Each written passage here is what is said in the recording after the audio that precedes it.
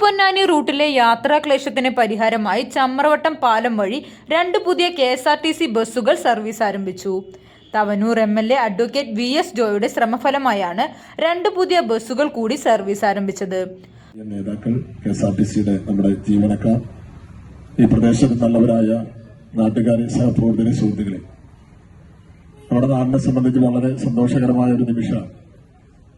ഈ ചമ്രവട്ടം പാലം ഈ നാടിന്റെ വലിയ പ്രതീക്ഷയായിരുന്നു. 150 കോടി രൂപ ചെലവഴിച്ച് നിർമ്മാണം പൂർത്തിയാക്കിയ ചമ്രവട്ടം പാലം വന്നതോടുകൂടി പൊന്നാനിയിൽ നിന്ന് തിരൂരിലേക്കുള്ള യാത്ര സുഗമമാക്കുന്നതിന് വേണ്ടിയാണ് ആ പദ്ധതി.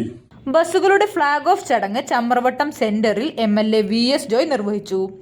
ചമ്രവട്ടം പാലം വഴി നിലവിൽ KSRTC ബസ്സുകൾ മാത്രമാണ് സർവീസ് നടത്തുന്നത്. എന്നാൽ ഈ റൂട്ടിൽ ബസ്സുകളുടെ അപര്യാപ്തത മൂലം യാത്രക്കാർ ഏറെ ബുദ്ധിമുട്ട് നേരിട്ടിരുന്നു. ഇതിന് പരിഹാരമായാണ് 2 പുതിയ KSRTC ബസ്സുകൾ കൂടി സർവീസ് ആരംഭിച്ചത്. ഫ്ളാഗ് ഓഫ് ചടങ്ങിൽ കാലടി ഗ്രാമപഞ്ചായത്ത് പ്രസിഡന്റ് മുബഷിറ അധ്യക്ഷത വഹിച്ചു. Ponnani DTO KP Radhakrishnan, ward member Saleem Naripparamba, Suresh Polpakkara, M Abdullakutty, VP Shafi, Rafeeq Pilakkal, MU Sajumon എന്നിവർ പങ്കെടുത്തു.